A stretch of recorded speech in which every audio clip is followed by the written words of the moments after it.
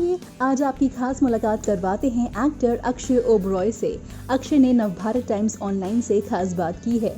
अक्षय ने जहां एक ओर अपनी वेब सीरीज हाई के बारे में बात की है, वहीं दूसरी ओर उन्होंने बॉलीवुड ड्रग्स केस को लेकर भी अहम बात की है।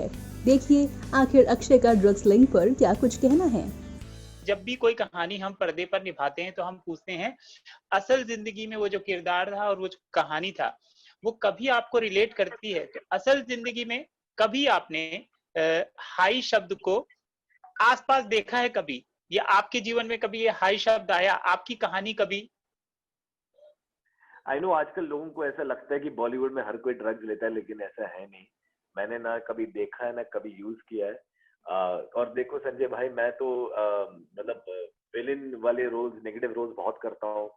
ये नहीं कि मैं गुड़गांव में मैं लोगों का मर्डर कर मतलब गुड़गांव का रोल निभाने के लिए मैं लोगों का मर्डर नहीं करता था। तो तो जाहिर सी बात है कि इसमें भी मैं मतलब ये ड्रग पोर्ट्रे करने के लिए मैंने ड्रग यूज नहीं किए। लेकिन रिसर्च बहुत किया, पढ़ा बहुत इसके बारे में, लोगों से बहुत ज्यादा बातचीत की। मेरे अमेरिका में कुछ दोस्त हैं जो रिहैब सेंटर्स चलाते हैं, उनसे बात की मैंने कि जब कोई ऐसा सब्सटेंस यूज करता है तो उस पे क्या प्रभाव होता है, उसकी मानसिक संतुलन पे, मानसिक स्थिति पे मतलब क्या प्रभाव पड़ता है। ये सारी चीजें चीजें जानना मेरा काम है एज एन एक्टर। तो मैंने बहुत इस पे रीडिंग की, बहुत रिसर्च किया, क्योंकि इसको इफेक्टिवली और ऑथेंटिकली पोर्ट्रे करने के लिए मुझे इस ड्रग की पूरी समझ लेनी थी। तो मैंने इस पे रिसर्च बहुत किया, लेकिन असल जिंदगी में ना कुछ एक्सपीरियंस है ना कुछ देखा है मैंने। ओके। मैं कह रहा था कि अक्षय, मैं देख रहा हूँ कि जिस तरह की फिल्में आपने की, क्योंकि अब आपकी वेब सीरीज से ज्यादा मैं सवाल नहीं कर सकता कि उसका रस निकल जाएगा और लोगों को होगा, तो मैं उसके इर्द गिर्द के सवाल पूछ रहा हूँ। और एक चीज ये भी जानना चाहता हूँ कि आपका जिस तरीके का करियर चल रहा था, मैंने देखा कि आपने वेब सीरीज में एक अपना अलग ही करियर बनाया है।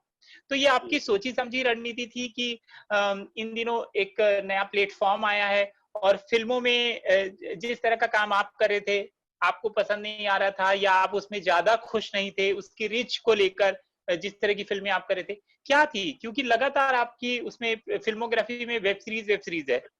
जी जी जी। यार मुझे संजय भाई ऐसा लगा कि फिल्में मिल रही थी इंटरेस्टिंग वाली जो मुझे पसंद थी, जैसे काला कांडी और लाल रंग, पिज्जा वगैरह जो भी फिल्में थी, लेकिन उसमें गैप बहुत बड़ा था, बहुत लंबा गैप, बीच बीच में मुझे फिल्में मिलती थी।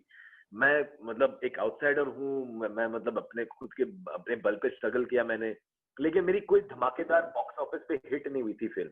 आई थिंक क्रिटिक्स वगैरह मीडिया वाले, उनको मेरा काम हमेशा से, मेरी पहली फिल्म से मेरा काम उनको अच्छा लगता था, लेकिन मुझे उस रफ्तार से, उस स्पीड से फिल्मों में काम नहीं मिल रहा था।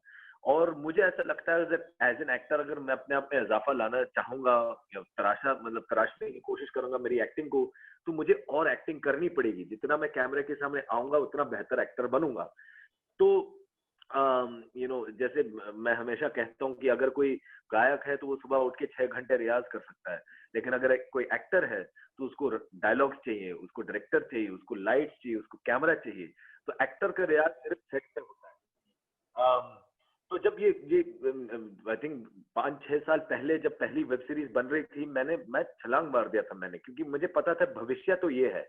मुझे ये नहीं पता था कि पैंडेमिक आएगा और इतनी जल्दी इतना बदलाव आ जाएगा और इतने बड़े बड़े स्टार भी आ जाएंगे ओटीटी पे। लेकिन मुझे इतना पता था कि हमारी इंडिया में हर एक के पास स्मार्टफोन है और हर एक अलग अलग कंटेंट देखने की कोशिश करता है। एक एक 1.3 बिलियन की आबादी है हमारी, हर एक की पसंद अलग है, हर एक की चॉइसेस अलग अलग है। और काफी हद तक हम बॉलीवुड में फिल्में जो बनाते हैं एक ही दायरे की फिल्म बनाते हैं। तो वहां पर आप सबको मतलब सबके टेस्ट, सबकी मिजाज की फिल्में नहीं बन सकती हैं, लेकिन ओटीटी पे आप अलग अलग तरह की चीजें कर सकते हो। तो वन एज एन एक्टर मुझे लगा कि हाँ, ये एक बहुत बढ़िया मौका है मेरे अंदर इम्प्रूवमेंट लाने के लिए, क्योंकि मैं बहुत काम कर सकता हूँ इसमें। और दूसरा ये कि अलग अलग प्रकार की चीजें बनेंगी लोगों के मनोरंजन के लिए।